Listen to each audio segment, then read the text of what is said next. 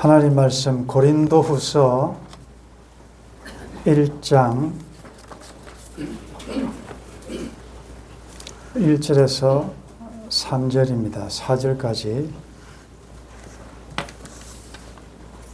한 목소리로 함께 읽겠습니다.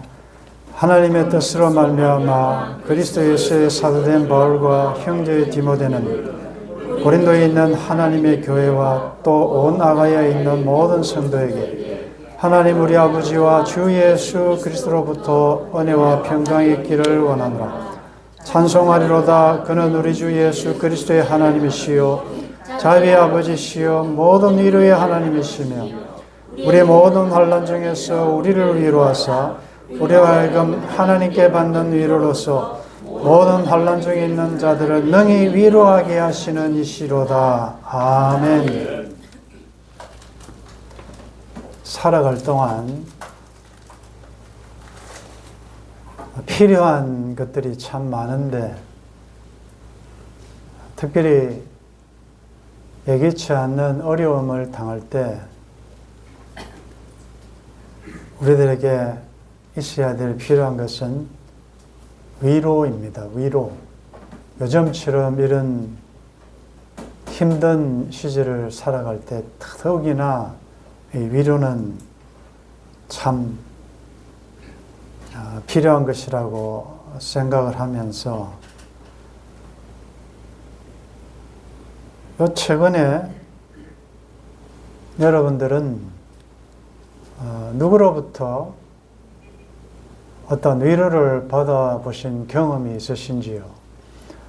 언제 누구로부터 왜 어떤 면으로 위로를 받아보셨는지, 그리고 또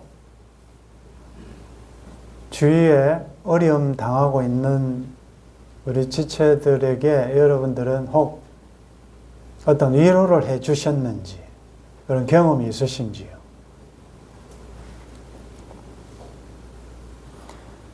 참 고맙고 감사한데 아쉬운 것은 그때는 그 말과 그 마음이 위로가 됐는데 이 위로는 오래 가지 않더라는 것입니다. 사람의 위로, 격려, 용기 이런 것들이 시간이 지나니까 또 사라지는 것을 느끼면서 또 아쉬워하게 됩니다. 그래서 찬송가 있는 대로 주 날개 및 나의 피난처 되니 거기서 쉬기를 원한다. 세상이 나를 위로하지 못할 때 거기서 십자가 밑에서 나는 참 평안을 안식을 누리고 싶다라는 표현처럼 세상은 사람은 위로한다고 하지만 그 위로에는 한계가 있습니다. 그래서 위로는 위로부터 와야 되고 그 위로는 하나님이 주시는 위로라야 참 위로가 될 줄 믿습니다. 아멘. 오늘 본문은 고린도 교회, 어려움 가운데 있는 고린도 교회에 바울이 쓴 서신 편지입니다. 그는 먼저 자신을 소개하면서 하나님의 뜻으로 말미암아 그리스도 예수의 사도된 바울, 내가 보내심을 받은 사도가 된 것은 하나님의 뜻으로 말미암았다. 그리고 나는 우리 주 예수 그리스도로부터 보내심을 받았다. 라고 본인을 소개하면서 동일한 믿음의 형제들 고린도에 있는 하나님의 교회와 또 그 온 아가야에 있는 모든 성도들에게 하나님의 은혜와 평강을 기원합니다. 이것은 바울서 시인에 나타나는 항상 서두에 나타나는 인사 표현이죠. 여기 은혜와 평강, 그것은 하나님께 속한 것이고 하나님의 속성인 은혜가 있으면 반드시 평강이 있기에 마련이고 평강이 있는 곳에는 반드시 하나님의 은혜가 임했다는 증거입니다. 여러분들의 모든 삶의 가정에 하나님의 은혜와 평강이 있기를 바랍니다. 3절에 보면 찬송하리로다. 하나님의 은혜와 평강을 기원하고 난 다음에 찬송하리로다 바로 선언을 합니다. 무엇을 찬송하느냐? 그는 우리 주 예수 그리스도의 하나님이시다.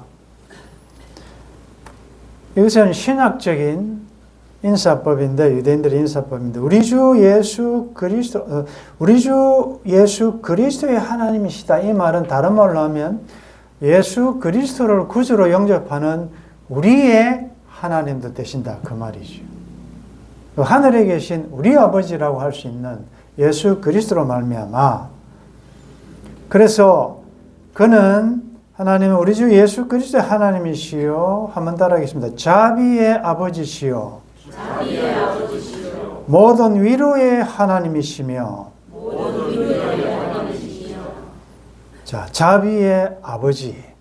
자, 하나님이라고 표현할 때는 능력을 가지신 초월하신 전능하신 분을 나타내는 것이고, 그러나 동시에 그 하나님은 우리와 함께 내재하시는 친밀한 아버지로 부를 수 있는 아버지시다. 그는 자비의 아버지시다. 자비, 긍휼, 인애, 헤세드, 우리가 하나님의 본심에 대해서 많이 공부를 했습니다. 자비의 아버지다라고 하니까 우리 이제 1차적으로 한번 바로 한번 적용해 보십시다. 하나님 아버지가 자비로우시기 때문에, 그러면 그 아버지의 그 아들, 아버지인 여러분들은 이 단어가 적용이 될 수 있어요. 여러분들이 자녀들을 볼 때 우리 아버지는 자비의 아버지다. 은혜가 많다. 긍휼이 많고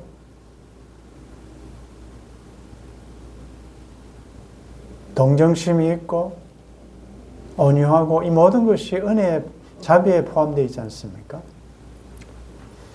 자비의 반대가 뭐겠습니까? 무자비하다, 잔인하다, 이렇게 여러 가지 표현할 수 있겠는데, 자, 이것은 1차적으로 우리 하나님은 자비의 아버지시다.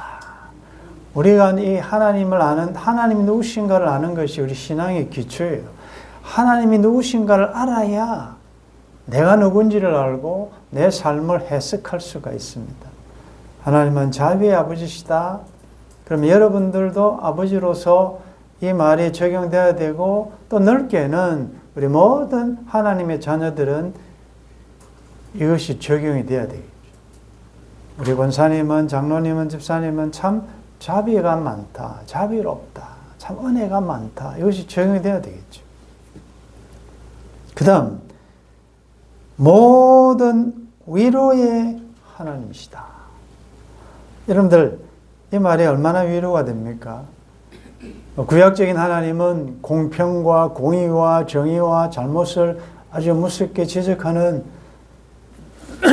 이런 아버지 하나님으로 인식되기가 쉬운데, 우리 아버지 하나님은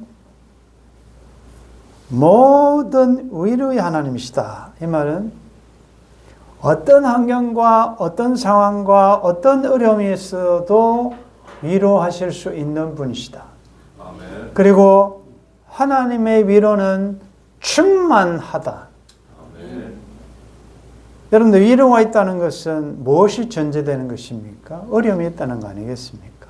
환난과 공고한 시간을 지나고 있다는 말 아니겠습니까? 어떤 것이든 그 모든 것들을 다 커버하고 회복할 수 있는 모든 위로의 하나님이시다. 아멘. 그러면 또 적용합니다. 하나님의 자녀들인 우리는 그러면 모든 위로의 하나님이니까 위로의 전문가, 위로의 달인들이 된다는 것이죠. 참 위로를 참 위로하고 격려하고 용기를 주고 힘을 주고 긍정적이고, 나의 삶은 어떤가를 또 적용해야 되겠지. 자, 모든 위로의 하나님이시며 4절에 보면 우리의 이 모든이라는 말이 많이 나옵니다. 모든 환난 중에서 우리를 위로하사 우리로 하여금 하나님께 받는 위로로서 모든 환난 중에 있는 자들을 능히 위로하게 하시는 이시로다. 본문을 다 읽지는 않았지만 여기 3절부터 7절까지요. 위로라는 말이 10번이나 나옵니다.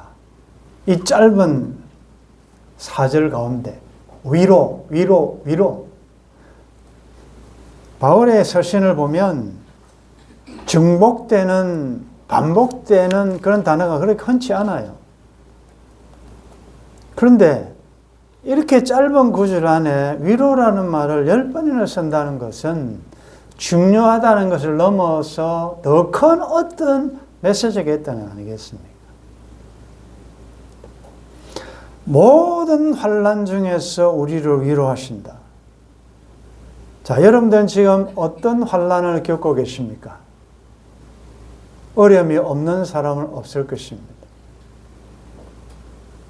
모든 환난이라고 했으니 여러분들이 지금 당하고 있는 이건 누구도 나를 위로해 주지 못한다라고 생각하는 그것조차도 하나님은 위로하실 줄 믿습니다. 모든 환난 중에서 우리를 위로하신다. 시간 있으실 때 여기 우리라는 말에 각자 자기의 이름을 넣어서 한 번 더 읽어보시면 나한테 훨씬 더 와닿습니다. 자, 우리의 모든 환난 중에서 우리를 위로하신다 하는 question, 질문이 생기는 거죠.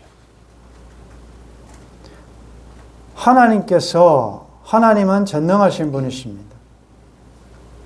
그러면 하나님의 백성들, 특별히 하나님의 자녀들에게 위로를 하실 필요도 없고 위로를 하실 이유가 없다는 것은 환난을 안 주시면 안 됩니까?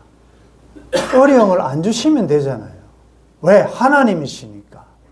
전능하신 분이니까. 주권자니까. 모든 것을 다스리시는 분이시니까. 아버지의 허락이 없이는 되는 것이 없으니까. 그러면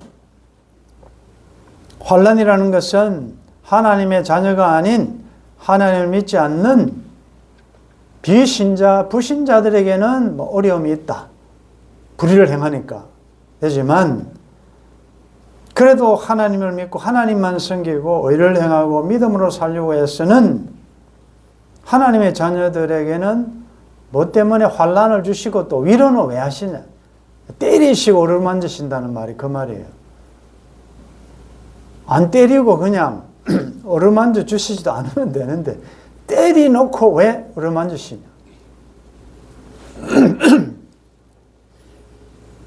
모든 환난 중에서 위로하신다.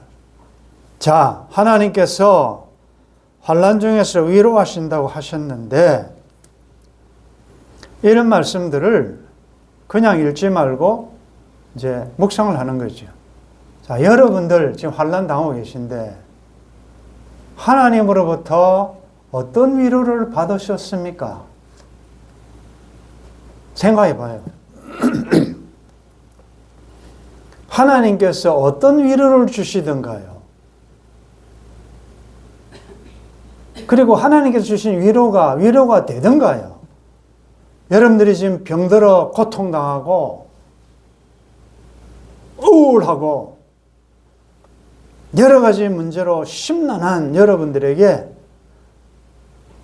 하나님은 분명히 우리를 위로하신다고 했는데 여기 위로하사라는 말은 헬라어로 현재 분사형이에요.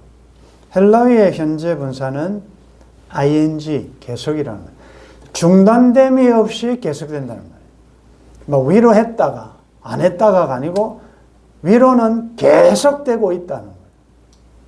그럼 하나님의 위로는 중단됨이 없이 계속 여러분들의 어떤 환난 가운데서도 하나님의 위로는 계속되고 있다는 말인데 그러면 분명히 성경은 하나님께서 위로하신다고 했는데 나는 못 받았단 말이에요. 못 받으니까 여러분들 이런 거 아니겠습니까? 여전히 여러분들 마음에는 근심이 있고 여전히 기쁨은 없고 감사보다도 찬양보다도 좀 아쉬움, 하나님에 대한 시험까지는 아니지만 좀 뭔가 풀어줬으면, 해결해줬으면, 응답해줬으면 그 위로가 안 됐다는 거 아니에요. 모든 나는 자, 위로의 의미가 단순한 중요하다 의미를 넘어선다 그랬지요. 다시 모든 환난 중에서 우리를 위로하신다.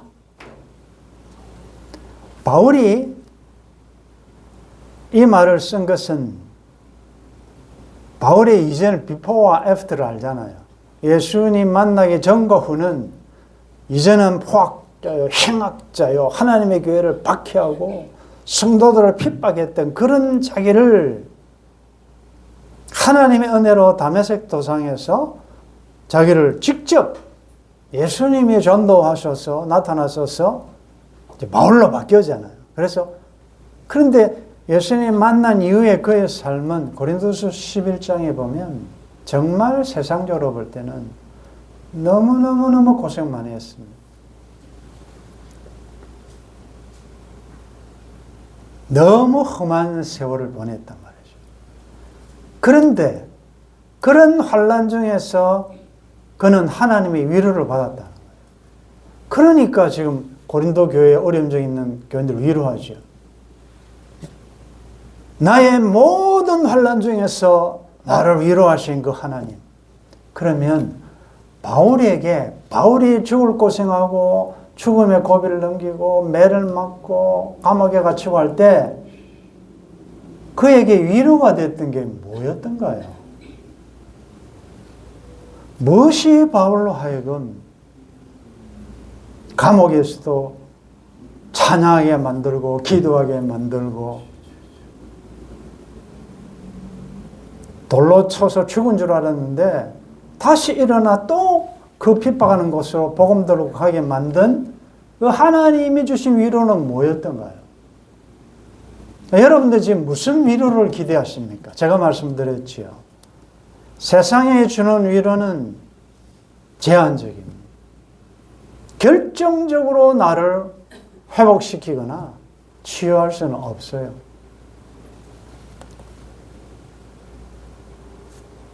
바울이 깨달았던 위로, 제가 아까 찬송 소개했잖아요. 주 날개 및 그 위에 나의 피난처가 있고 세상이 날 위로해 주지 못할 때 거기서 십자가 밑에서 나는 평화를 누리고 위로를 받고 안식을 누린다. 자, 이쯤 되면 이제 나오겠죠. 하나님께서 모든 환난 중에 있는 하나님의 백성들에게 주신 위로가 뭐냐? 그건 예수님이시다. 아멘. 그건 십자가다. 십자가 그늘 안에 서야 안식하고 위로받고 평안을 누릴 수 있다는 것이죠. 아멘. 십자가가 뭐지요?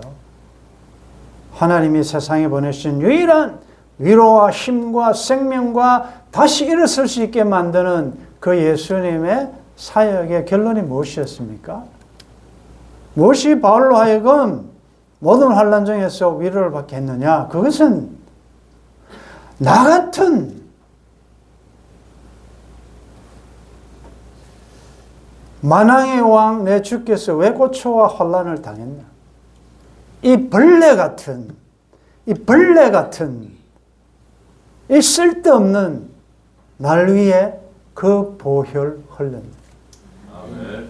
십자가 내가 생각할 때 나의 마음에 큰 고통 사라져. 이게 뭡니까? 십자가가 유일한 위로라는 거죠. 아멘. 바울이 하나님이 주신 생명을 하나님께 반납하고 이 세상을 떠나기까지 그의 삶을 이끌어 가시고 어려운 중에서도 찬양하게 하시고 춤추게 하시고 감사하게 하시고 사명을 감당하게 하셨던 것은 주님 생각이니까. 이 나 같은 자를 구원하기 위하여, 건져시기 위하여 십자가 고난 고통 당하신 그분 생각해 보니까 자기에게 위로가 되는 거죠. 아, 이거 뭐 꼴랑 이거 무엇이라고 내가 지금 이것 때문에 보이지 않는 감옥에 갇혀서 여전히 그리스도께서 자유케 하시려고 자유를 주셨는데 아직도 내가 여기에 매여 있느냐. 그래서 어려울 당할 때, 괴로울 때 주를 보라. 괴로울 때 주를 보라. 하늘을 보라. 예수님을 보라. 어린 양을 보라. 이 사람을 보라. 왜 여러분들은 환경만, 내가 당하고 있는 비참한 그 고통만 보고 계시냐. 눈을 들어 하늘을 보시라. 주님을 보시라. 주님이 나를 위하여 당하셨던 그 비참한 고난, 고통, 그것 생각할 때 이것 못 참을 수 있으며 못 견딜 수 있을까? 길이 참고 묵묵히 나도 주를 따라가겠네. 아멘. 우리에게 이렇게 위로하시는 이유는 여러분들 잘 생각해 보십시오. 이제부터 여러분들 인생의 후반전이 달라지는 이유는 예수 믿고 전부 나만 잘 되고 내 자식 잘 되고 내가 행복하고 복받고 왜 당신은 사랑받기 위해 태어난 사람 가사를 거기까지만 하시냐. 당신은 사랑받기 위해 태어난 사람. 그렇지. 나는 사랑받기 위해서 태어났지. 지금도 그 사랑받고 있지. 사랑받아야지 나는 마땅한 자지라고만 그까지만 하고 그 다음 가사를 안 한다. 그 사랑 전하기 위해. 하나님께서 여러분들을 위로하시는 이유는 4절 중반에 있습니다. 우리로 하여금 하나님께 받는 위로로서 모든 환난 중에 있는 자들을 능히 위로하게 하시는 이시로다. 여기까지 가야 된다는 거죠. 여러분들의 지금까지의 삶은 위로받고 나는 위로받아야 될 자라고만 생각하고 지금까지 살아오셨다면 절반의 성공 아니겠습니까? 하나님께서 여러분들에게 은사를 주시고 복을 주시고 물질을 주신 이유가 무엇입니까? 동일하게 어려운 환난 고통 중에 있는 그 지체에게 하나님의 위로가 흘러가 능히 어려움 당하고 있는 그 자를 위로하게 하시기 위하여. 아멘. 놀라운 것은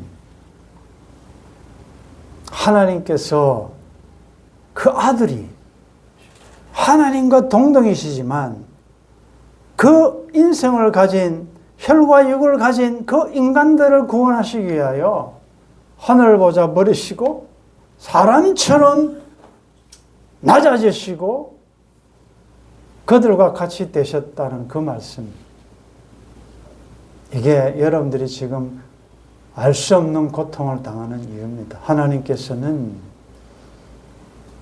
그 어떤 환난과 고통 중에 있는 그 누구를 위로하시기 위하여 때로는 여러분들에게 그 사람이 당하고 있는 그런 고통과 아픔과 가시를 허락하시기도 하신다. 여러분들 간정집회 가보면 무엇에 은혜 받습니까? 내가 이렇게 어려웠었는데 내가 열심히 했더니 하나님이 복 주셨어. 자식도 잘 되고 좋은 대학 가고 출세하고 이렇게 뭐 집도 맺혀주시고 가정에서 어려움이 있었지만 마침내 하나님께서 이런 복을 주셨다라고 해피엔드로 끝나는 게 거의 대다수 아닙니까? 그럼 여러분들 그 감정이 위로가 됩니까? 집이면 오히려 상대적으로 박탈감, 좌절감, 허무감. 저 사람은 저런데 나는 왜 이럴까라고 하면서 오히려 그 감정은 나를 더 낭망시켜요. 위로가 안 돼요. 제가 미국에 초창기 때 목회할 때 제 동서도 개축교회를 하고 할 때 부흥 세미나, 교회 부흥 세미나, 한국에서 유명한 목사님들 오고 몇 번을 다니면서 내린 결론은 인자 가지 말자 세미나. 왜? 세미나에 가니까 뭐 이렇게 어려웠는데 기도 많이 하고 뭐 해서 막 교회가 폭발적으로 부흥하고 이런 이야기는 정말 한인들도 얼마 없고 한 생명이 천하인 줄 알고 한 사람 목회를 하고 있는 자들에게는 좌절감만 줘요. So what? 그 좋은 환경에서 그 뭐 세상적으로 가지고 있는 사람들끼리 모여서 그래서 했다. 그렇지만 나는 그렇지 않은데 내가 당하고 있는 형편은 정말 가난하고 아프고 힘든 이런 사람들을 껴안고 주님의 심정으로 한 생명이 천하보다 귀한 줄 알고 한 사람 목회를 하고 있는데 그런 크게 성공했다는 것이 위로가 안 되더라는 거죠. 그래서 해피엔드로 끝나지 않는 간증이 필요합니다. 나는 이렇게 살았는데 하나님 해주실 줄 기대했지만 그리 아니하셔도 나는 하나님으로 인하여 나는 기뻐하고 만족하고 위로를 받는다. 그런 삶을 살 때 저분은 나보다도 더 어려운 환경 가운데서 어떻게 저렇게 당당할 수 있을까? 그게 위로가 된다는 거죠. 그 지난번에 제가 말씀드린 대로 어려움 당하고 있는 자녀 때문에 그 고통 당하고 있는 같이 섬겼던 그 성도들이 1년에 한 번씩 오면 낮게 목사님 댁을 방문하는데 갈 때마다 돌아가면서 하는 말이에요. 목사님 너희는 우리보다도 더 힘든데 어떻게 이렇게 얼굴이 밝을 수 있으며 벌써 우울증에 빠질 수 있는데 이렇게 밝게 항상 사시느냐. 위로받고 간다. 여러분들의 아픔, 여러분들의 병, 여러분들의 실패를 하나님을 소개하는 계기로 만들 수 있기를 바랍니다. 그래서 여러분들에게 환난을 줍니다. 그냥 간단한 게 아니에요. 마지막으로 하나, 여러분들 너무나도 잘 아는 노래 가사를 하나 소개하고 마치겠습니다. 무슨 가사일까요? 사랑하는 여동생이 두 번의 이혼을 겪으면서 고통당하는 것을 보면서 지금은 목회자가 됐지만 오빠로서 동생을 생각하며 그러나 사실은 그 권사님의 말씀에 의하면 여러분이 아닌 하나님에 대한 신앙 고백이었다. 잘 아시죠? 내가 만약 괴로울 때면 내가 위로해 줄게. 내가 만약 서러울 때면 내가 눈물이 되겠다. 내가 만약 외로울 때면 내가 친구가 되어줄게. 내가 만약 힘들 때면 내가 웃음이 되어줄게. 어두운 밤 험한 길 걸을 때 내가 이게 뭐예요? 이게 완전한 강조 아니에요? 내가 너의 등불이 되겠다. 허전하고 쓸쓸할 때 내가 너의 벗이 되리라. 나는 너의 영원한 형제요, 나는 너의 친구요, 나는 너의 영원한 노래고, 나는 너의 기쁨이다. 이분이 누굽니까?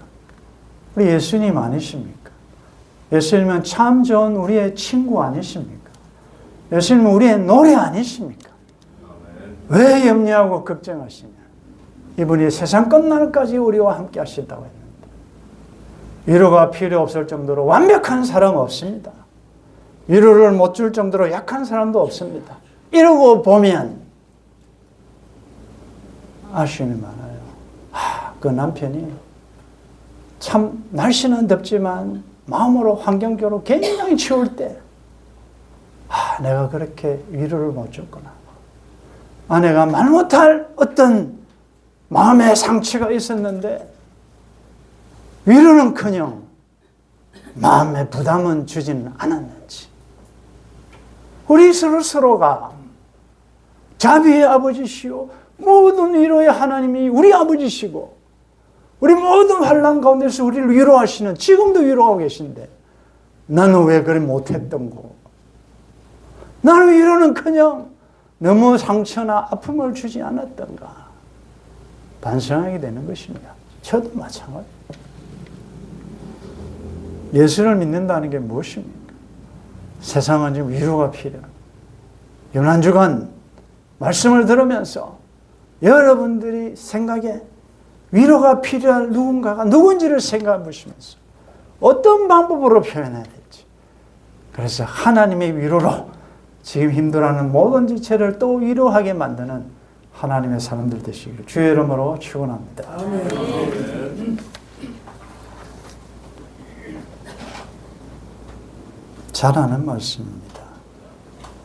하나님은 지금도 위로부터 자비가 끊임없이 내려오는데도 불구하고 하나님 어디서 차단되었습니까? 왜 나는 못 받았습니까?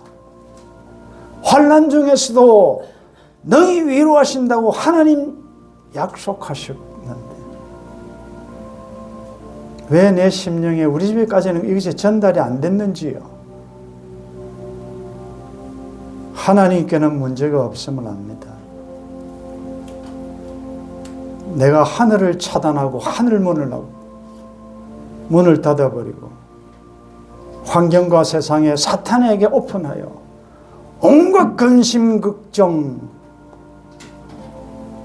하늘 가지고 살지는 않은지 생각해 보면서 하나님 어려운 중에서 나를 능히 위로하신 아버지, 자비의 아버지가 계심을 인하여 감사합니다. 위로받았으니 이제 우리의 남은 광야 여정에 참 위로가 필요한 자들이 많습니다. 말 한마디, 따뜻한 말 한마디, 나 표정 하나만 해도 얼마든지 위로할 수 있는데 하나님께 받은 위로로 능히 위로하게 하시는 하나님의 위로를 전달하는 복된 우리의 남은 여정이 되게 도와주옵소서. 주 예수님의 이름으로 기도드리옵나이다. 아멘.